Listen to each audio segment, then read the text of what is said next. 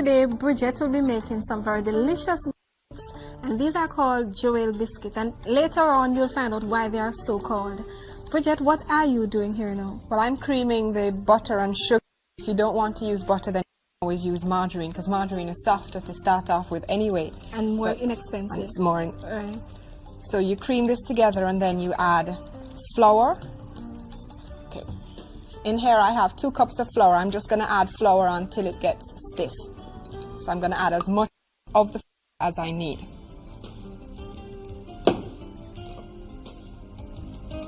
Now the flour here will be acting as our binding agent, so it will help the cookies to hold together properly. Now we also have only 1 egg in this, so you find that it is fairly inexpensive. Anybody can try this type of biscuit. Again, this is a lovely recipe for children to make at home. They can do it by themselves, because the only part that requires the use of the stove is when you're actually going to put it in the oven. So they can do this by themselves, unsupervised, until it's time to go into the oven. Now, at what stage do we add it? Okay, I'm going to add the egg, a little egg now, so that we can see how stiff our mixture is before we add the rest of the flour. Okay.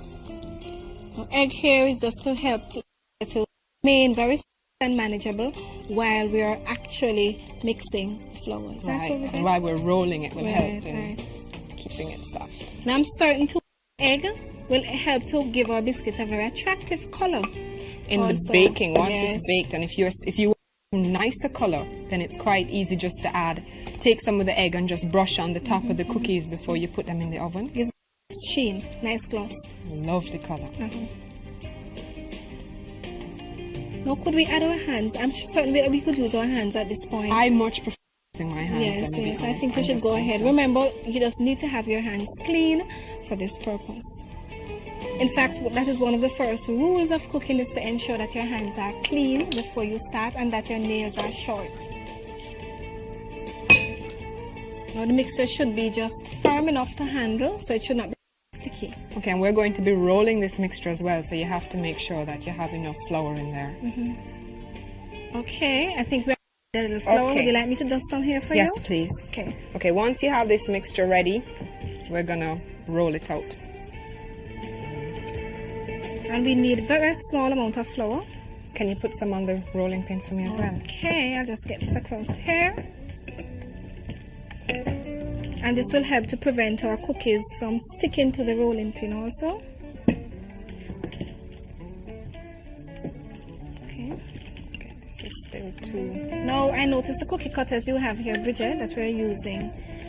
Can we get these to buy everywhere? Any haberdashery, drugstore, or somewhere like Time Store often has these things periodically.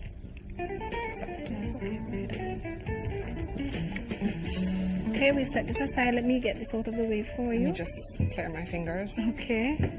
Would you like to use this instead? Oops. And we have a grease cookie sheet that we're using. Oven temperature 425 degrees, so we really need to make certain that the oven is hot. Now we might need just a little more flour here just to prevent it from sticking. Okay. Thank you. Okay, we roll this out to about a 1/4 inch thickness. Once we have it rolled out, then we take our cookie cutters and we cut the various shapes. So we have this little flower shape first. And I'll cut 2 of these, and the other one is just a straight shape. And I'll cut 2 of these. Now, what you're going to have to do after, these are 2-inch cookie cutters, and then you take your 1-inch cookie cutter, you just cut a round out of the middle of one of each pair.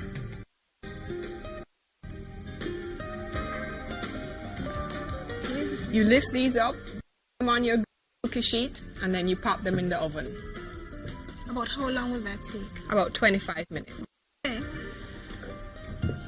And our finished dish, these cookies, they are filled with strawberry preserve or with jam, and this is how we fill them.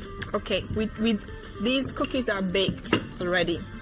We're going to pour strawberry preserve, or you can use any type of jam you like.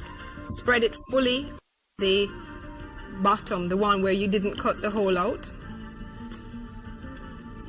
and then you take the top one and squish it on, and then the jam is going to come all out the sides and the middle. And I'm sure these are the kind of cookies that children would really love because they have that very special filling that kids enjoy. That's the jam. They're very sweet. Like, yes. So they really like these sort of things. So I'm sure they'll go in for this sort of thing. If you don't like too much of the sweet added filling, you can certainly forget about it. Leave it out of your mixture. And we can rest these over here. What are you suggesting we have with these cookies? Well, any kind of punch would be nice. Milk and cookies is always a good combination. It gets in the calcium with the sweet. And if the children, coffee, tea. Yes, and if the children don't want to have milk, you could always have your milk. Chocolate, strawberry syrup. Right.